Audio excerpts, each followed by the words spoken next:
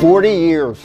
That's how long we've been off-grid homesteaders. Sure sounds like a long time, but it's gone by in the blink of an eye. My name is Ron. And I'm Joanna. And we would like to show you the things we've uncovered over the last 4 decades that anyone can apply to their home or backyard that will help them transform a typical money-draining house into a tiny, profitable homestead. Living completely off the grid means we haven't gotten or paid an electricity bill in over 40 years. We don't even know how they look like anymore. And yet, we have all the electricity we want. We grow everything we need here in our small backyard, all of our vegetables and much of our fruit. We even supply some of our friends and neighbors. We also have a small medicinal garden, which has helped us get through some tough times. Just like our grandparents, we preserve everything we produce so we have all we need year-round. But besides that, there are some other things that make the biggest difference, ones that can't be measured in dollars. It's the feeling of not having to rely on anyone else for anything. It's the feeling of being independent from the government, grocery chains, utility and energy companies, corporations, and the grid. It's also the same difference between buying eggs from the supermarket and picking them up in the morning fresh from the coop and right into your kitchen pan. It's the same difference between shelf bread and the bread you make in your home that fills your house with a delicious smell. You'll get to enjoy the happiness of a simple life connected to the soil, the trees, and our own roots. Now, we would like to show you just some of the things we discuss in detail in our program, The Self-Sufficient Backyard for the Independent Homesteader. The beauty of this video is that anyone, absolutely anyone, can take these bits of knowledge and apply them right away in their home or backyard. Some will need time and materials to implement, but others can be used right away. I'm one of the Back to the Land people from the late 1970s, a city kid from Philadelphia that somehow ended up in the woods of northern Maine, where I built my first homestead without knowing anything about it. I went from the hustle and bustle of suburbia, where I was surrounded by humanity, to the slower pace of a country living. My 2 amps off-grid electrical system was maxed out trying to run a car, radio, and a tiny TV. Kerosene lamps provided light at night. I lived Spartan in the beginning, and I had to get creative. For example, I modified an old refrigerator by installing a pipe that extended through the house roof into the freezer, which drew in cold air in the winter to help me save the little electricity that I was producing. I made an ice house in winter to chill my food in the summer. I did laundry in dual tubs using a washboard as my agitator, and I heated water on a wood stove for bathing in an old cast iron tub. Things changed a little years later when Joanna arrived on the scene. Eventually we had kitchen cabinets, vinyl and carpet for flooring, and a small RV propane refrigerator. We moved up in the off-grid world. Our 20 years in Maine were a confidence booster and a nice change of pace. But eventually there came a time when we were ready for a new adventure. So the obvious next step was to go where no one has gone before. Northern Saskatchewan beckoned. Can you imagine living on a remote lake surrounded by virgin forest and accessible only by a float plane? Just try to picture the plane taking off and becoming a speck in the sky.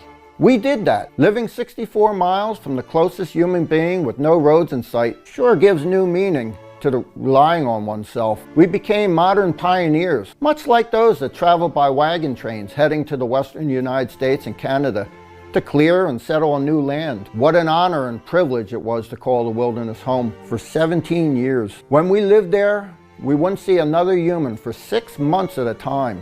Every 6 months, we came out for our mail, supplies, and took care of any appointments. But I surely did a much better job constructing our home in the bush. I improved the self-sustaining greenhouse, built it next to our house, and even installed a window that would open into the greenhouse so that whenever we were ventilating the house in the early spring or late autumn, all the warm air would go into the greenhouse, allowing us to extend the growing season. When the temperatures were higher outside, it was the other way around. We let the warm air from the self-sustaining greenhouse flow and heat our house. We experimented and adapted various techniques, and we're confident it would make a year-round, self-sustaining greenhouse in less harsh climates. We had hot and cold running water with a shower, real kitchen with wall and base cabinets and countertop, color TV with satellite, internet, 2 chest freezers, and electric refrigerator freezer, lights like a normal house, and a moderate-sized solar array with the wind turbine. We had come a long way from the Spartan living of the Maine days, and we did this with very little money.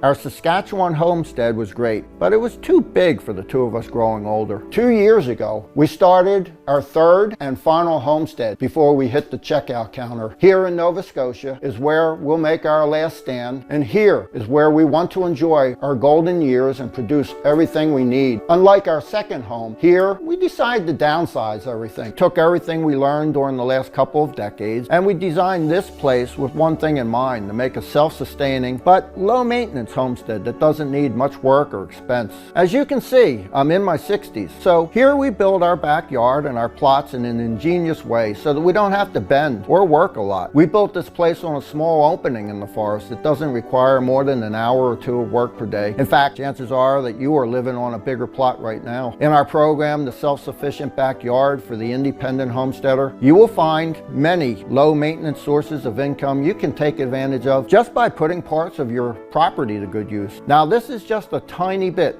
of our retirement paradise here in Nova Scotia, and here is where our journey will end. But I hope this is where your journey begins, because we would like to guide you on your path to self-reliance. We would like you to take advantage of our 40 years of experience living off the grid and turn your home into a tiny, profitable homestead. We would like to share with you all the projects we made here in our small paradise in minute detail so that you can start implementing them on your land or in your house and profit for the rest of your life. We'll also cover subjects in depth such as water, food preservation, off-grid power, medicinal garden, you name it. We want to put in your hands helpful how-to illustrations, easy to follow step-by-step advice, brilliant tips, and ingenious time savers. From all the projects you'll find in the Self-Sufficient Backyard, I'm pretty sure you'll find some that are suitable for your home property. We've created what may well be the most comprehensive step-by-step system to transform a regular homeowner or apartment dweller into an independent, self-sufficient homesteader, even if you're older, living on a fixed income, or have health issues. So without further ado, let me show you just a glimpse of what you'll find in the Self-Sufficient Backyard for the Independent Homesteader. First thing you'll find out is that all you need to be self-sufficient in terms of food are just 1,020 square feet of land per person. If you follow the methods we developed, that's less than 10% of our entire quarter-acre parcel. You can see in the sketch. We developed this plan on 1/4 of an acre for a family of 4 to be totally self-sufficient and have goods to sell to sustain a healthy profit year-round. But we created it in such a way that it is easy to downsize if you have less land or fewer family members. Then we go into minute details for each section. I'll also show you how to make the simplest water collection system and how you can easily implement it on your own homestead. We don't pay for irrigation water, as we collect and store every gallon we need in these inexpensive tanks. You'll also find out the only 7 plants you really need to have in a medicinal garden, and not only how to care for them, but how to prepare them when you're in need. For the last 40 years, we've been treating ourselves with herbs. So how would you feel instead of paying for medicines or supplements to just pick them up from your backyard? I'm not talking about folk remedies here. I'm talking about real powerful plants that we found out over the last 4 decades that are very effective and not something that you read on the internet. When the plane took off from our homestead in northern Saskatchewan and became a speck in the sky, the closest pharmacy was 100 miles away with no roads to get there. We would place our lives in the hands of these 7 plants, and I think they should be in the backyards of every American concerned about their health. You will also discover in minute detail how to set up the most reliable, cost-effective hybrid electricity system for your house. We'll show you what batteries to get for storage, what type of controller, cables, inverter, everything you need, and how to set them up for maximum efficiency. For the last 40 years, a wire from the power grid has never been connected to a home in which we've lived. Using this inexpensive hybrid system we've developed and perfected over the years, you'll have an ultra-reliable source of power with no worries of any future price increases, outages from down wires, or deliberate attacks to the grid. Or you can choose to sell the excess power back to the utility company if you choose to remain connected to the grid, making money off of them instead of the other way around. You will also find out how to make an automated 24-hour bio-insect control system. Instead of using pesticides, you can grow all your produce organically by making a small swallow bluebird house and a bat shelter. They'll take turns getting rid of the pests for you. A bat can eat an astonishing 4,000 insects a night, and a bluebird around 1,000 bugs a day.